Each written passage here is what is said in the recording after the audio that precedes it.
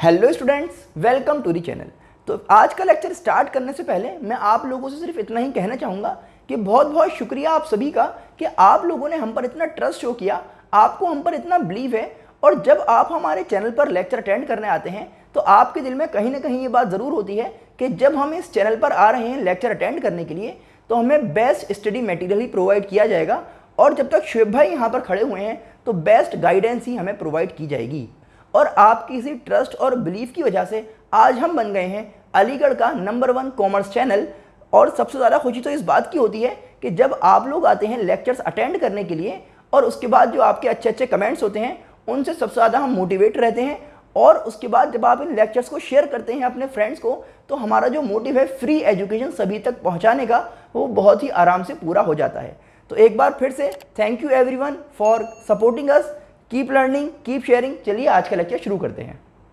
तो चलिए स्टार्ट करते हैं आज का लेक्चर। आज हम ये देखेंगे कि भाई रेजिडेंशियल स्टेटस क्या होता है और इनकम टैक्स कैलकुलेट करने के लिए रेजिडेंशियल स्टेटस का पता करना क्यों ज़रूरी है। तो आपको याद होगा कि प्रीवियस लेक्चर में हमने देखा था कि भाई पर्सन कौन होता है ना। तो जो पर्सन होता है ना उसकी डेफिनेशन में 7 लोग थे। तो उन 7 लोगों का पहले आपको रेजिडेंशियल स्टेटस पता करना होगा, फिर हम ये बता सकते हैं कि इनकी टैक्स लायबिलिटी कितनी बनी। समझ रहे हैं ना आप। और आज का जो लेक्चर है स्पेशली उसमें हम ये देखेंगे कि जो इंडिविजुअल था ना, पर्सन में फर्स्ट पर्सन कौन था, इंडिविजुअल, उसका रेजिडेंशियल स्टेटस किस तरह कैलकुलेट किया जाता है। तो इसको स्टार्ट करने से पहले हमें कुछ टर्म समझने होंगे। देखिए, एक तो आपने वर्ड सुना होगा सिटीजनशिप, एक होता है ओरिजिन, और एक हम बात कर रहे हैं आज यहाँ पर रेजिडेंशियल स्टेटस की। तो भाई सिटीजनशिप क्या है, तो बिल्कुल आसान अगर मैं बात को रखूं तो सिटीजनशिप आपको बाय बर्थ मिल जाती है। आप जिस भी कंट्री में पैदा होते हैं वहां के आप क्या बन जाते हैं, सिटीजन, ठीक है ना। लेकिन कभी कभी ऐसा भी होता है कि भाई आपको दूसरी कंट्री की गवर्नमेंट अपने यहाँ की सिटीजनशिप ऑफर करे किसी आपके काम के बेस पर, है ना। जैसे आप सभी ने सुना है कि अक्षय कुमार साहब को क्या मिली हुई है, सिटीजनशिप, कहाँ की, कनाडा की। तो 2011 तक वो इंडिया के सिटीजन थे, लेकिन उसके बाद उन्होंने एक्सेप्ट कर ली तो अब वो कहाँ के सिटीजन हो गए, कनाडा के, ठीक है ना। तो हम क्या समझ रहे हैं कि सिटीजनशिप क्या होती है। तो जिस कंट्री में आप बॉर्न होते हैं, आपका बर्थ होता है, वहां पर आप क्या बन जाते हैं, सिटीजन, और वहां की सिटीजनशिप आपको मिल जाती है, या फिर वहां की गवर्नमेंट, है ना, किसी कंट्री की गवर्नमेंट अगर आपको ऑफर करे तब भी आप अगर एक्सेप्ट कर लें तो वहां की सिटीजनशिप आपको मिल जाएगी। ये तो एक अलग बात हो गई।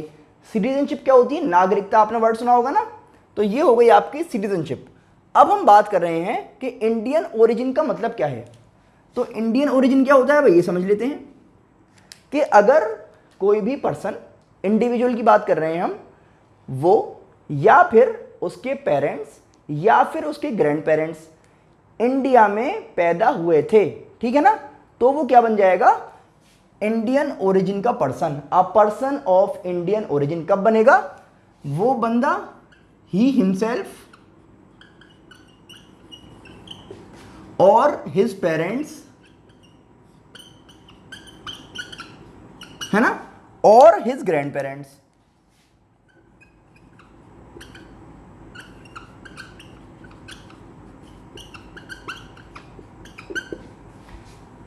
या तो वो खुद या उसके पेरेंट्स या फिर उसके ग्रैंड पेरेंट्स इंडिया में पैदा हुए हों, तो वो बंदा क्या बन जाएगा, a person of Indian origin. दोनों अलग अलग बात है। आप जहां पर पैदा हुए तो वहां की आपको मिलेगी सिटीजनशिप, लेकिन आप, आपके पेरेंट्स या आपके ग्रैंड पेरेंट्स जहां पर भी पैदा हुए वहां की आपको क्या कहेंगे कि भाई आप इस ओरिजिन के हैं, है ना, यानी कि आप बन जाएंगे पर्सन ऑफ इंडियन ओरिजिन, ठीक है। अब हम कह रहे हैं भाई रेजिडेंशियल स्टेटस क्या है, तो इसी को समझने के लिए तो लेक्चर स्टार्ट किया गया है। तो इसको अभी हम समझेंगे, काफी सारा है, डीप में समझा जाएगा। ये देखना है कि हम जो टैक्स पे करते हैं ना, टैक्स लायबिलिटी जब कैलकुलेट की जाती है तो उसमें हमें क्या देखना होता है कि भाई बंदे का रेसिडेंशियल स्टेटस क्या है, ना कि उसके सिटीजनशिप और ना ही उसकी ओरिजिन। तो टैक्स किस बेस पे किया जाएगा, रेजिडेंशियल स्टेटस के बेस पे। उसकी सिटीजनशिप से हमें कोई मतलब नहीं है, उसकी ओरिजिन से हमें कोई मतलब नहीं है। गवर्नमेंट ये कहती है कि आप अगर इंडिया के रेजिडेंट बन गए, ठीक है ना, फिर आप चाहे सिटीजन हो या ना हो, आप इंडियन ओरिजिन को हो या ना हो, आप हमें टैक्स दे जाओ भाई, ठीक है ना। और क्या समझना है आगे चलने से पहले कि भाई ये प्रीवियस ईयर क्या है, ये तो प्रीवियस लेक्चर में आपने समझ लिया, लेकिन रेलिवेंट प्रीवियस ईयर RPY, ये रेलिवेंट प्रीवियस ईयर क्या है समझिए जरा।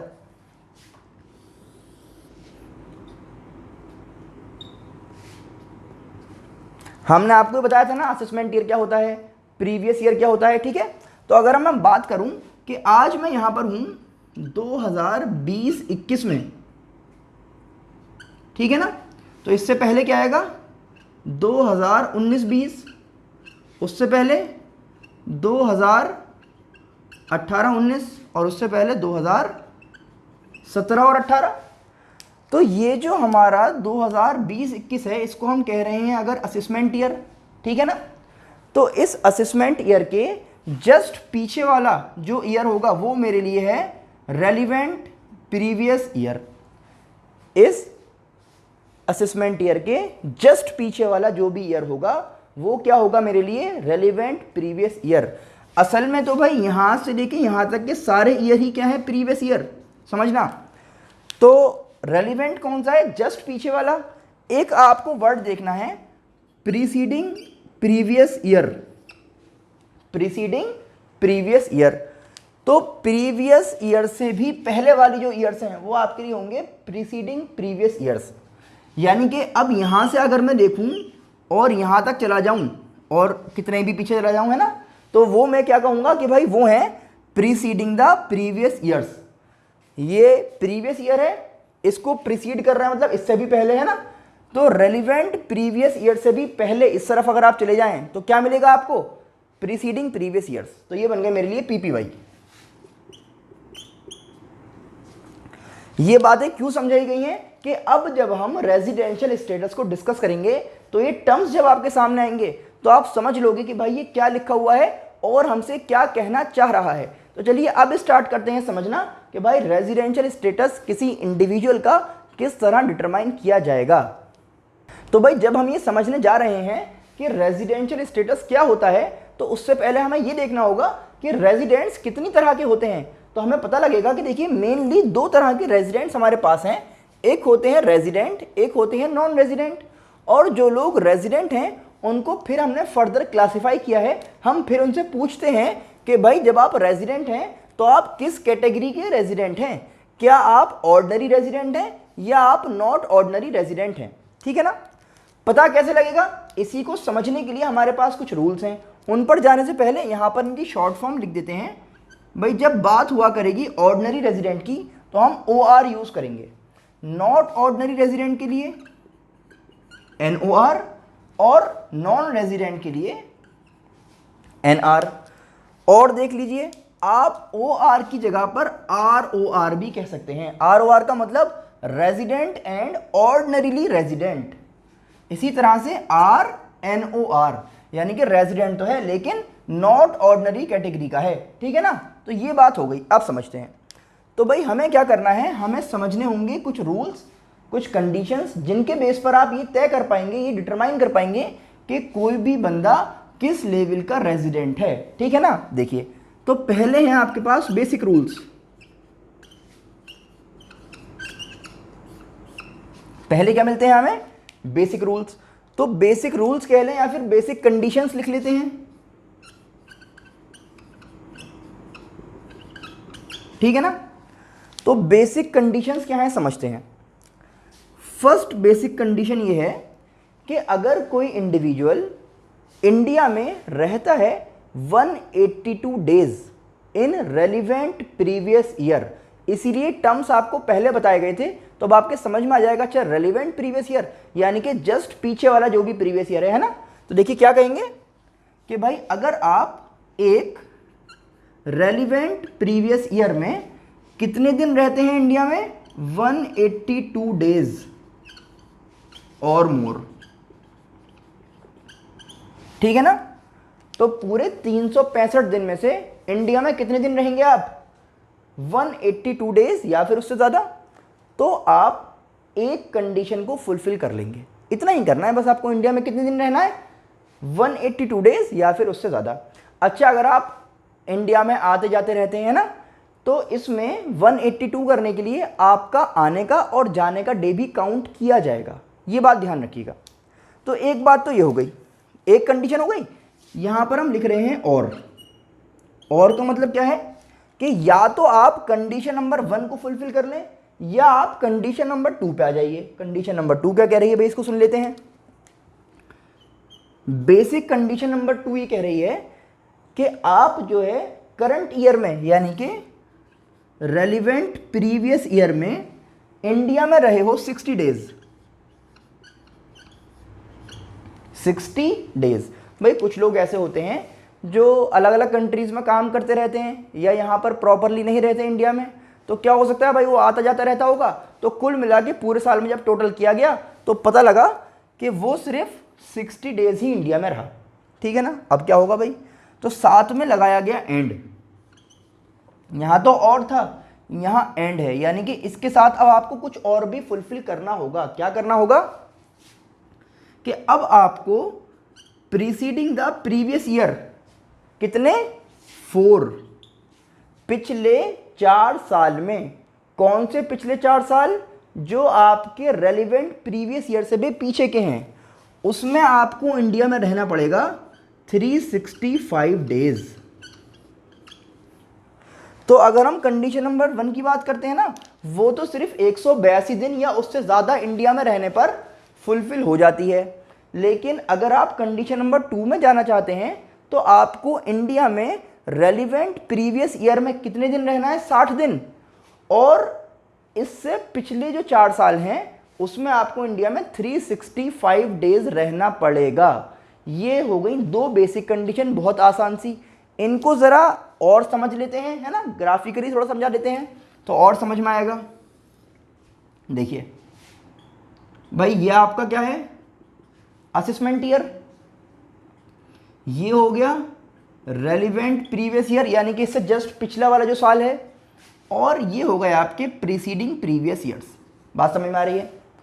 अब आप इनका नाम रख सकते हैं भाई 2020-21, 2019-20, 2018-19, 2017-18, 2016-17 और 2015 और 16। बताइए इतनी बात समझ में आ रही है। तो अगर मैं बेसिक कंडीशन की बात करूं तो आपको सिर्फ इंडिया में रहना है 182 दिन या उससे ज़्यादा रेलिवेंट प्रीवियस ईयर में। भाई असेसमेंट ईयर तो ये हो गया, इसकी तो बात ही नहीं हो रही। तो जो रेलिवेंट प्रीवियस ईयर है ना, ये वाला, यानी कि 2019-20, उसमें आप 182 डेज और मोर अगर इंडिया में रह लेते हैं तो बस आपने एक कंडीशन को सेटिस्फाई कर दिया। अब आपको कुछ नहीं करना, जो कुछ करना है वो बाद में देखा जाएगा। फिलहाल बेसिक कंडीशन के हिसाब से एक आपने फुलफिल कर ली है ना।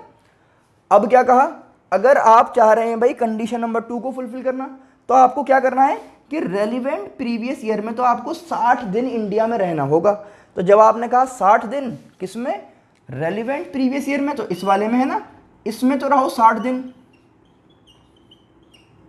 रेलिवेंट प्रीवियस ईयर में 60 दिन और मोर, ज़्यादा भी रह सकते हैं भाई, और मोर, कम से कम 60 दिन तो आपको रहना पड़ेगा। यहां पर भी आप लिख लीजिए इसको 60 डेज और मोर, मतलब कम से कम 60 दिन रहो, उससे ज़्यादा रह लो अच्छी बात है।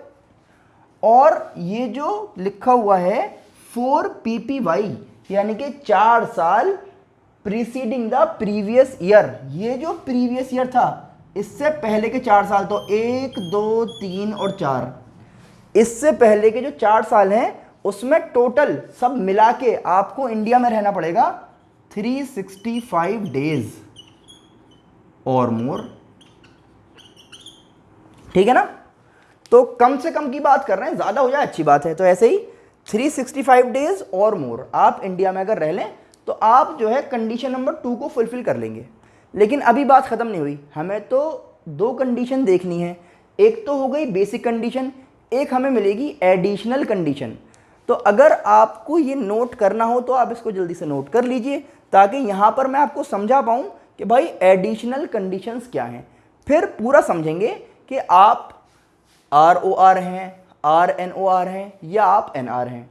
तो जल्दी से क्या नोट कर लीजिए कि भाई बेसिक कंडीशंस क्या हैं, और अगर चाहें तो ये डायग्राम भी बना लीजिएगा और अच्छा समझ में आ जाएगा।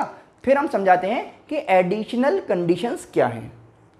तो देखिए बात समझिए, अगर आप इन बेसिक कंडीशन में से कोई एक भी कंडीशन फुलफिल कर लेते हैं, या तो 182 डेज और मोर वाली, या फिर 60 डेज तो इस साल में प्लस एंड लगा हुआ है पिछले 4 साल में 365 डेज, इनमें से अगर आप कोई एक भी कंडीशन को फुलफिल कर लेते हैं तो आप रेजिडेंट बन जाते हैं। ठीक है ना, अभी और डीप में समझाएंगे इस बात को। फिलहाल आप क्या समझ लीजिए कि अगर आपने दो में से कोई एक भी बेसिक कंडीशन पूरी कर ली तो आप क्या बन जाएंगे, रेजिडेंट। अब आप बात समझिए कि भाई एडिशनल कंडीशंस क्या हैं। देखिए, तो फर्स्ट कंडीशन आपसे ये कहती है कि आपको 2 बार 2 टाइम्स क्या बनना होगा, रेजिडेंट। पिछले 10 साल में 2 बार आपको रेजिडेंट बनना पड़ेगा पिछले 10 साल में। तो 10 years preceding the previous year, जो आपका रेलिवेंट प्रीवियस ईयर है ना, उससे पिछले 10 साल में आपको कम से कम 2 बार क्या बनना पड़ेगा, इंडिया का रेजिडेंट। रेजिडेंट आप कब बनेंगे, जब इनमें से कोई एक कंडीशन पूरी कर लेंगे तो आप रेजिडेंट बन जाएंगे, है ना। दूसरी बात क्या कह रहा है भाई, दूसरी कंडीशन हमसे ये कही गई कि आपको क्या करना है, आपको पिछले 7 साल में इंडिया में रहना है 730 दिन, तो 730 डेज आपको इंडिया में रहना पड़ेगा पिछले 7 साल में। तो 7 years preceding the previous year, ये जो आपका रेलिवेंट प्रीवियस ईयर निकला है उससे पीछे 7 साल में जाइए और टोटल करके देखिए कि क्या आप टोटल 730 दिन हुए या नहीं हुए इंडिया में, ये चेक करना है बस। अब बात ये है कि कंडीशन तो हमने समझ ली कि भाई 2 तरह की कंडीशन है, बेसिक कंडीशन और एडिशनल कंडीशन। अब ये कैसे पता लगे कि आप जो है एनआर हैं, आरओआर हैं या फिर आरएनओआर हैं, तो ये पता करने का तरीका समझिए। क्या करना है सुनिए, अगर कोई भी बंदा इनमें से कोई भी एक बेसिक कंडीशन को फुलफिल कर लेगा तो वो बनेगा रेजिडेंट। क्या बनेगा, रेजिडेंट। और अगर कोई भी बंदा इन बेसिक कंडीशंस को ही फुलफिल नहीं कर पाएगा तो वो बन जाएगा नॉन रेजिडेंट। पहले तो मुझे इतना बता दीजिए, ये बात समझ में आई कि भाई रेजिडेंट कौन हुआ, जो बेसिक कंडीशन में से 2 है ना, सिर्फ एक ही फुलफिल करनी है, या तो ये वाली या ये वाली, दोनों में से कोई भी एक आप फुलफिल कर लो और आप क्या बन जाओगे, रेजिडेंट। लेकिन अगर आप इनमें से कोई एक भी पूरी नहीं कर पाए, ना तो आप ये बता पा रहे कि भाई इंडिया में कम से कम 182 दिन थे आप, ना दूसरी वाली कर पा रहे, तो आप जो है हो जाएंगे नॉन रेजिडेंट। अब आपसे हमें कोई मतलब नहीं है। इधर आ जाइए, जैसे ही आपने कहा कि भाई मैं जो है रेजिडेंट बन गया हूं, खुशी खुशी आप आए कि रेजिडेंट तो बन गया, रेजिडेंट का मतलब इनमें से कुछ एक आपने फुलफिल कर लिया होगा। अब आपको ये जानना है कि भाई मैं आरओआर बना या मैं आरएनओआर बना, तो कैसे पता लगे, क्या करना है समझिए। तो बेसिक कंडीशन तो हो गई, अब हम एडिशनल पे आए। एडिशनल पे कब आना है, जब आप रेजिडेंट बन जाएंगे। रेजिडेंट बनने के बाद आप कहां पर आएंगे, एडिशनल कंडीशंस को चेक करने के लिए। और आप क्या चेक करेंगे कि कोई रेजिडेंट, अब हम उसका नाम ले रहे हैं रेजिडेंट, अगर दोनों ही एडिशनल कंडीशंस को फुलफिल कर लेता है तो वो कहलाएगा ऑर्डिनरी रेजिडेंट। बताइए बात समझ में आ रही है, दोनों एडिशनल कंडीशंस को फुलफिल अगर आपने कर लिया तो आप क्या बन गए, ऑर्डिनरी रेजिडेंट। लेकिन अगर आप इन दोनों में से कोई एक या एक भी नहीं फुलफिल कर पाए तो आप क्या रह जाओगे, नॉट ऑर्डिनरीली रेजिडेंट। बताइए बात समझ में आ रही है। भाई ऑर्डिनरी बनने के लिए आपको दोनों फुलफिल करनी होंगी, लेकिन अगर आप या तो इन दोनों में से कोई एक पूरी कर पा रहे हो, भाई या तो आप पिछले 10 साल में 2 बार रेजिडेंट हो गए थे, या फिर आप पिछले 7 साल में 730 दिन इंडिया में रह लिए, तो कोई एक ही तो पूरी करी, या फिर आप इनमें से कुछ भी पूरा नहीं कर पा रहे, तो हम कहेंगे आप रेजिडेंट तो बने, लेकिन आप कौन सी कैटेगरी के रेजिडेंट बने, नॉट ऑर्डिनरीली रेजिडेंट कैटेगरी के आप रेजिडेंट बने। इसी चीज को और बेहतर तरीके से समझाने के लिए एक बड़ा अच्छा डायग्राम आपके लिए मेरे पास है, चलिए उसको देख लेते हैं। चलिए आप समझते हैं। तो देखिए यहां पर आपको 3 पाथ्स दिए हुए हैं, 3 रास्ते हैं, 1, 2 और 3। चलिए समझिए, सपोज कीजिए जो दो रास्ते हैं ये है आपकी बेसिक कंडीशंस। तो बेसिक कंडीशन दो है ना, कंडीशन नंबर 1 और कंडीशन नंबर 2। तो अगर आप पाथ 1 चूज करते हैं तो इसका मतलब यह है कि आपको 182 डेज वाली बात पूरी करनी होगी। बताइए बात समझ में आ रही है? लेकिन अगर आप पाथ 2 को चूज करेंगे तो आपको 60 डेज प्लस 365 डेज इन दोनों ही कंडीशंस को मिलाकर फॉलो करना होगा, फुलफिल करना होगा। तो जब यहां पर लगा हुआ है और, तो सोचने वाली बात है कि भाई मैं एक बार में किसी एक ही रास्ते से तो जा सकता हूं, या तो मैं यहां से जाऊंगा या मैं यहां से जाऊंगा, इसलिए यहां पर और लगा हुआ था। लेकिन आप यहां से जाइए, यहां से जाइए, यहां तो पहुंच ही जाएंगे। जैसे ही आप यहां बीच में पहुंचेंगे तो आपको याद होगा हमने कहा था कि कोई भी बंदा जो फर्स्ट कंडीशन को या सेकंड कंडीशन को फुलफिल कर लेता है वो बन जाता है रेजिडेंट। वो क्या बन जाता है?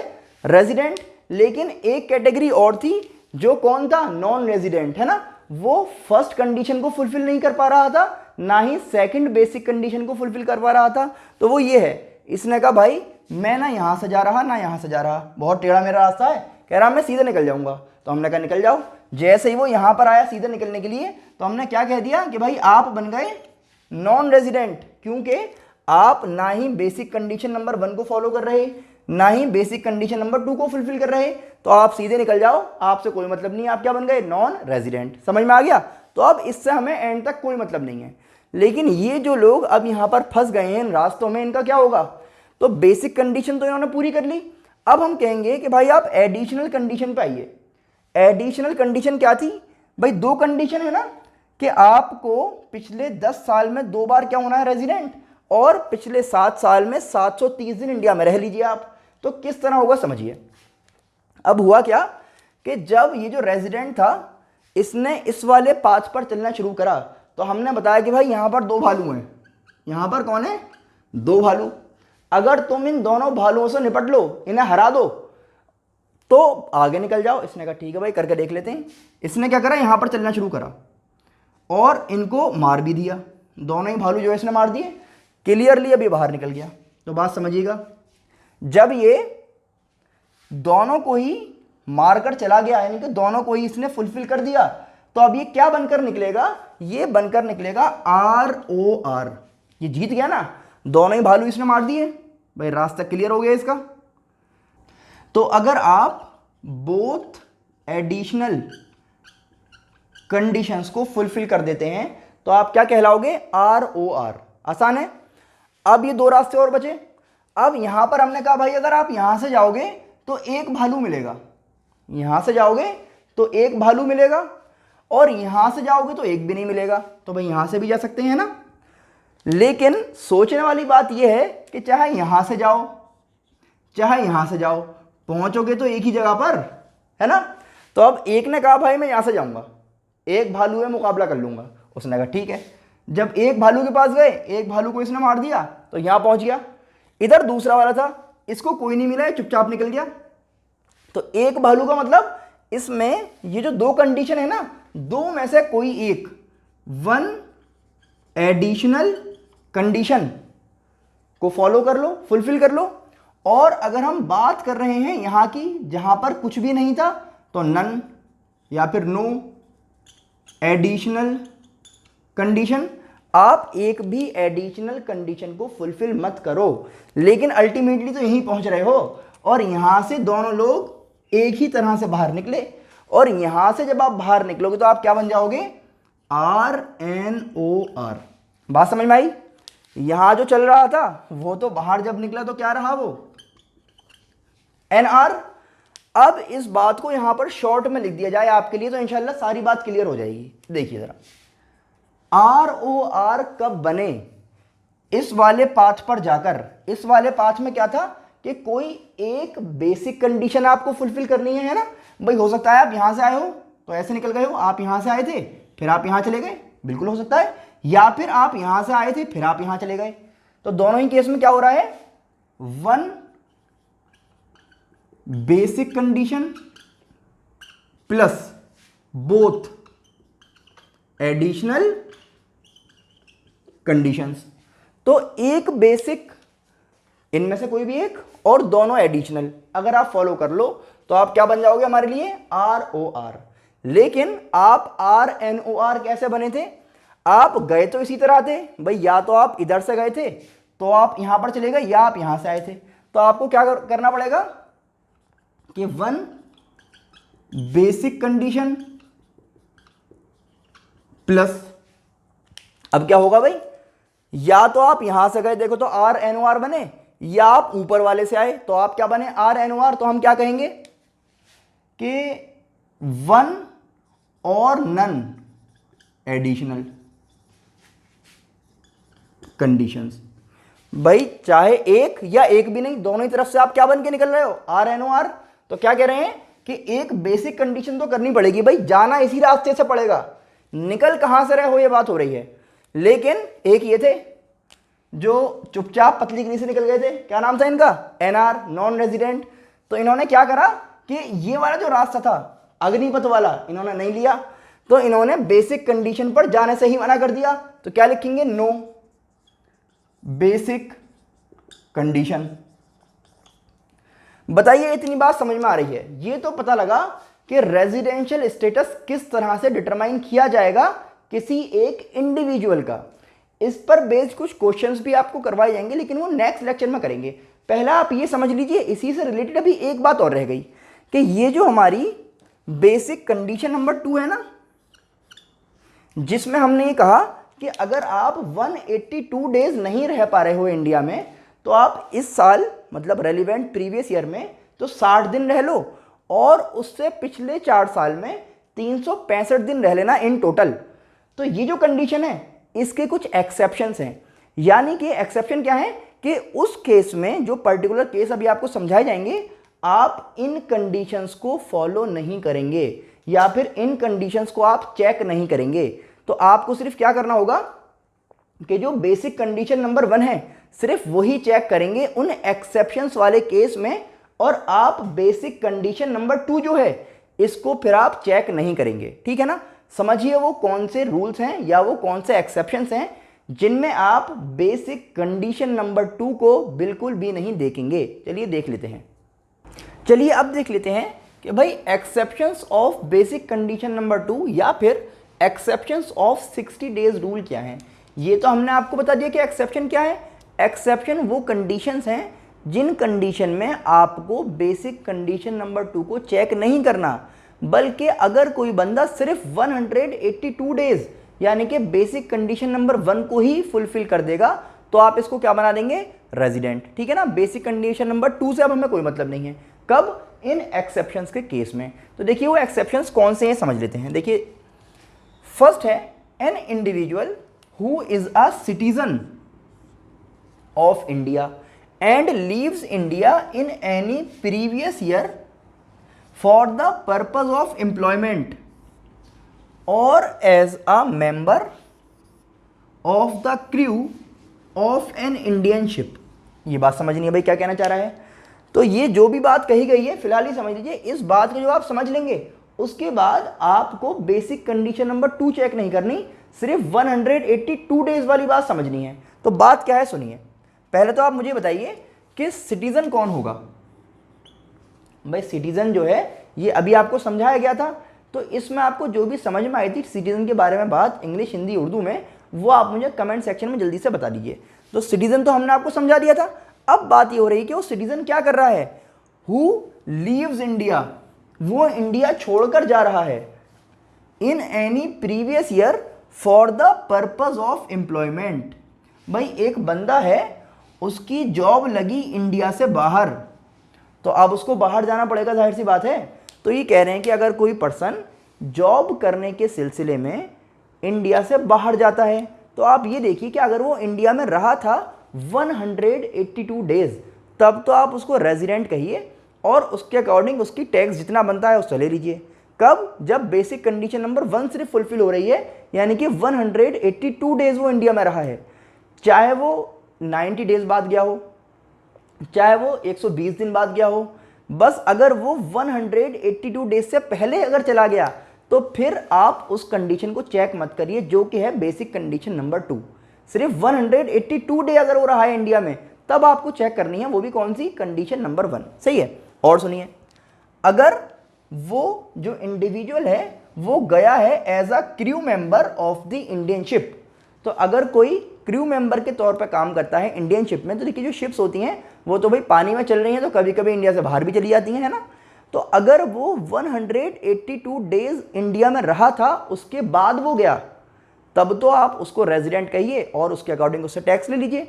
लेकिन अगर वही बात कि वो 90 डेज, 120 दिन, 160 दिन, बस 182 डेज से कम रहा, तो फिर आप बेसिक कंडीशन नंबर 2 को चेक मत करिए और उसको जो है जाने दीजिए, ठीक है ना। तो ये तो बात हो गई कंडीशन नंबर 1 या फिर एक्सेप्शन नंबर 1 की। एक्सेप्शन नंबर 2 क्या कह रहा है, इसको समझते हैं। भाई एक्सेप्शन नंबर 2 ने कहा कि if any citizen of India, तो सिटीजन वही वाली बात जो आपको समझ में आ चुकी है और जो आप मुझे बता चुके हैं, और a foreign national of Indian origin. जल्दी से बताइए, इंडियन ओरिजिन वाला बंदा कौन होगा? Who is living outside India, जो इंडिया से बाहर रहता हो और इंडिया आया है, comes on a visit to India in any previous year. समझिए जरा, भाई कोई पर्सन जो है, कोई इंडिविजुअल जो है, वो या तो इंडिया का सिटीजन है और अब बाहर रहा करता है, एक बात ये हो सकती है, या फिर कोई एक बंदा है जो कौन है, इंडियन ओरिजिन का है। भाई उसके ग्रैंड पेरेंट्स, उसके पेरेंट्स या वो खुद कभी ना कभी इंडिया में रहा करते थे और अब वो बाहर शिफ्ट हो गए हैं परमानेंटली, ये समझ सकते हैं। अब वो इंडिया आया घूमने के लिए, वो बोला भाई मेरे रिलेटिव रहते हैं इंडिया में, चलिए उनसे मिलकर आता हूँ, या फिर जा रहा हूँ ताजमहल देख कर आऊँगा, कुतुब मीनार देख कर आऊँगा, तो उसका दिल हुआ इंडिया में आने का, comes on a visit to India. तो अगर कोई पर्सन इंडिया में आया है विजिटिंग के पर्पज से, और भाई विजिट के पर्पज से आएगा तो तरीका ही है कुछ दिन में चला जाए, भाई मेहमान है। अब वो इंडिया आया और वो 182 डेज तक यहीं रहने लगा, है ना। तो जैसे ही 102 डेज इंडिया में उसके कंप्लीट होंगे एक रेलिवेंट प्रीवियस ईयर में, तो क्या बन जाएगा, इंडिया के लिए रेजिडेंट बन जाएगा वो। लेकिन भाई जब इंडिया घूमने आया था तो हमने कहा भाई तुम घूम लो, कितने ही घूमो, लेकिन अगर 182 दिन से कम घूमोगे तो कोई बात नहीं है। जैसे ही 182 डेज से ज़्यादा तुम घूमे यहाँ पर, तो हम तुम्हें क्या बना लेंगे, रेजिडेंट, है ना। तो ये कह रहे हैं कि ये जो 2 कंडीशंस हैं, आप इन कंडीशंस में क्या करिए कि बेसिक कंडीशन नंबर 2 को चेक मत कीजिए। इसका मतलब ये जो 60 डेज प्लस 365 डेज वाली बात थी, 60 डेज कब, रेलिवेंट प्रीवियस ईयर में, और 365 कब, 4 years preceding the previous year में। आप इनको बिल्कुल भी चेक मत कीजिए, अब ये आपके लिए कोई भी इंपॉर्टेंस नहीं रखती।